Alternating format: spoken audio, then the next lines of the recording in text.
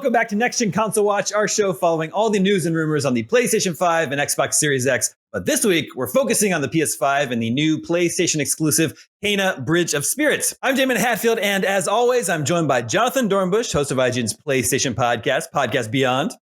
Beyond. Hey, Daemon. Great to be here.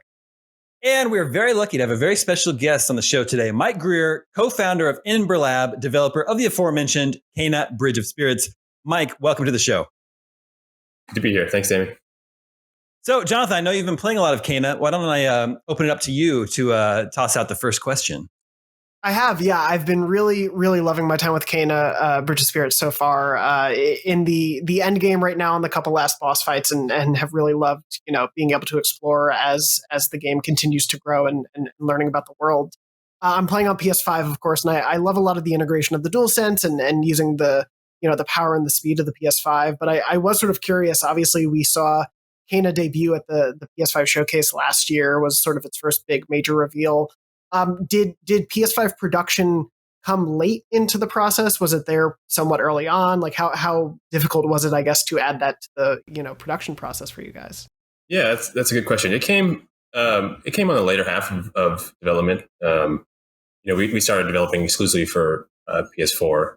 And then as we got closer and closer to the unveiling of PS5 and started to hear rumors of the hardware and things like that, we thought maybe it could be a reality to actually make the jump to the next gen. And it actually pushed us, I think, in a lot of ways to really bring the fidelity of the game to a new level, because we knew we were going to target this new hardware and we wanted to just make the game shine as best we could with that hardware. What aspects of the PlayStation 5 were you most excited to take advantage of with Kena?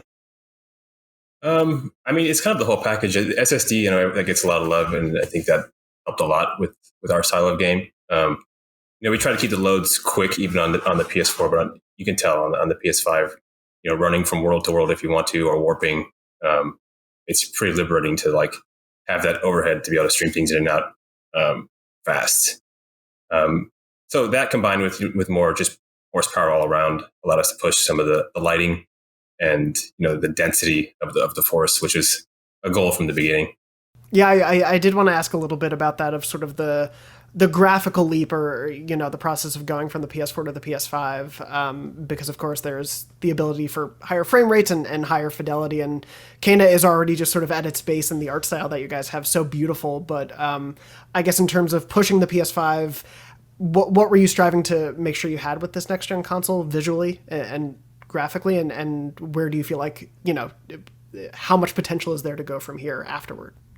I think there's a lot. I think because the game is so combat focused and very fast, we wanted to sort of not compromise on having a 60 FPS option while still maintaining the visuals. And I think that was something that PS5 really allowed us to do. The density of the forest is something that you can see at scale when you go from PS4 to PS5. That's one of the biggest things that I notice. You get less foliage, a little bit less interactive foliage on the ground. The immersion of being in the space was something that's a big part of, I think, the experience of Kena. Just whether you're fighting or just collecting rot or just looking at the greenery, we wanted to make it feel like you can interact with things. So if you notice on the PS5, there's a lot more interactive foliage. When you pulse, all the little ferns will be moving and the grass will ripple and stuff like that. So you get more of those things on screen moving on the PS5, and I think it just adds to the immersion. Jonathon, how have you been finding the DualSense has been used in Kena? I really love, it's been super helpful as a collectathon sort of brain that I work with of trying to find the rot, because you guys did such a great thing with sort of having the DualSense pulse as you're on the hunt for the rot. But I was curious, and of course, things like the bow and arrow feel so great. How was the process of, developing those DualSense features? Was it a lot of just iteration to get the right timing down, the right vibrations? How did that process go compared to, just traditional Rumble? Yeah, it's a little bit of a different process creatively, and also just from a tech standpoint to get the feeling you want out of the DualSense.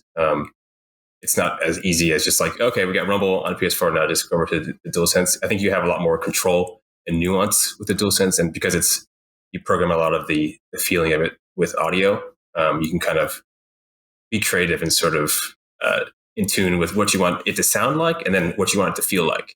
Because I think they go hand in hand. There's the PS5 with the 3D audio and everything sounds great, but I think connecting the audio experience that you're hearing with a game with what you have in your hands is really what makes, in my mind, the DualSense shine. And so, we put a lot of effort into making sure that the attacks and the bow sound a certain way, and then you get a feedback in your hand that is married to that. Mike, can you talk a little bit about the differences between developing for PS4 and PS5? Is one significantly easier or harder to develop for than the other? I think what made it challenging for us as a small team was doing both at the same time. I think, the PS5 gives you a lot more overhead, and you can be a little less maybe optimized with your assets, and it'll just sort of chew through stuff. So it makes things a little easier on that front. I don't think one is necessarily harder than the other, but for us, just because we are a small team, just maintaining a quality bar on both proved difficult at the beginning. But after we hit our benchmarks and sort of knew what each one could do with what we had on screen, it became, towards the end pretty cool to see that we actually were able to get the PS4 running as well as we did. Yeah, sorry, go ahead. Go ahead, Jonathan. I was just going to say it's a beautiful game. I've tried it on both PS4 and PS5, and it's the artistry of it really shines through regardless of the platform. But as you were saying, I think the team did a tremendous job with those little touches of the foliage or the way Kana's powers affect the world around her when she's using them. It really adds this fidelity to the experience that I've come to appreciate so much. I was curious, of course, like we're just at the start of this generation. Obviously, as Ember Lab's first game, I'm sure there's like a litany of things the team has learned to be able to bring forward. But like in terms of, developing for the next gen, specifically the current gen, are there any sort of like immediate lessons or thoughts that come to mind of like things you and the team are really excited to tackle on the PS5 hardware going forward?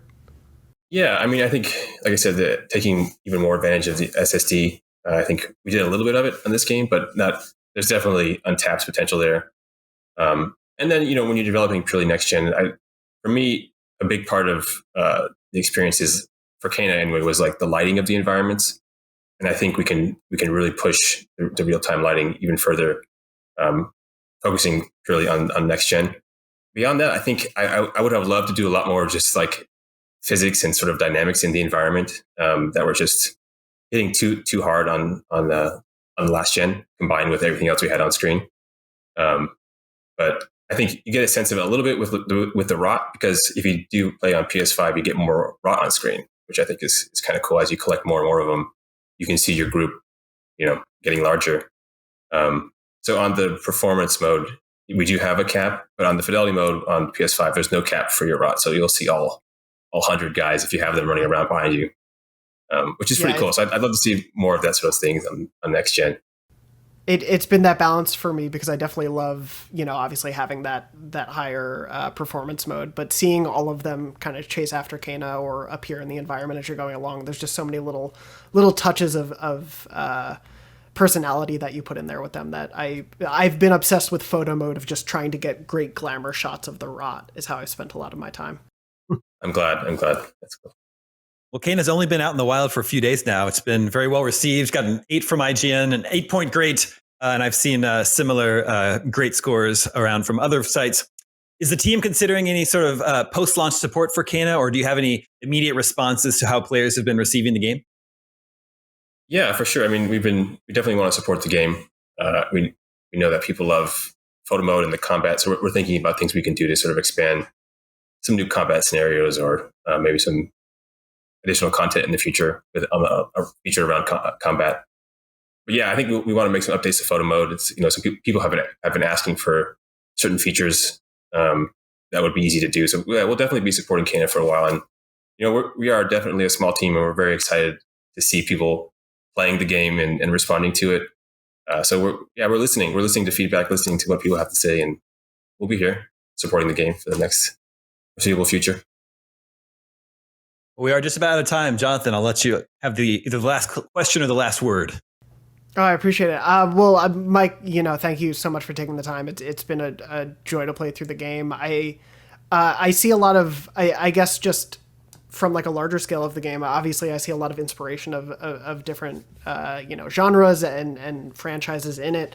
But sort of as you look ahead, is Ember Lab's focus for the games that you and the team want to make, is it sort of like Kena, or are there like a lot of ideas just kind of like brimming that the team wants to tackle next? Like, obviously we're just still at launch, but like looking ahead, what's the team excited to do as it continues to get into game development?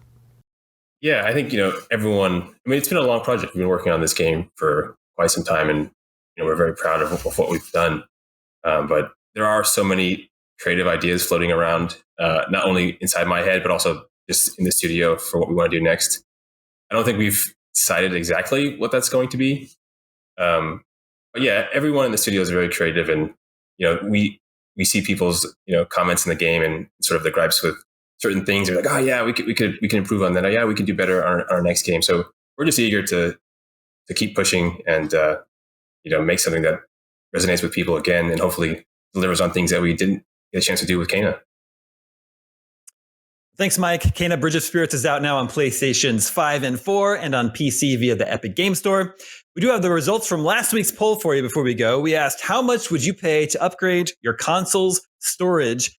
And we had two very close results, just under 40% for each, not paying for more storage. And then the other winning result with very similar results was $100 was the cap they're willing to pay for that. We do have a new poll for you to vote on for next week. Before we go real quick, we want to know, this is a good question, what is your favorite PlayStation generation ever? 5 choices, PlayStations 1 through 5. Make sure to vote at IGN.com. We'll share the results with you next week. Real quick, Mike, what's your favorite PlayStation generation? Oh, well, everyone says Kena is a PS2 game. So I mean, I take it as kind of a compliment sometimes, but yeah, PS2. I mean, they had some great titles, and it's sort of like my childhood in a lot of ways. So I'll take it as a compliment. I love PS2 generation. Best-selling console of all time. So you're in good company then. That will do it for this edition of Next Gen Console Watch. Thank you to Mike from Ember Labs. Congrats on the launch of Kena Bridge of Spirits. Thank you to our PlayStation expert, Jonathan. We'll be back next Friday at 6 a.m. Pacific, 9 a.m. Eastern with more PS5 and Xbox Series X news. See you then.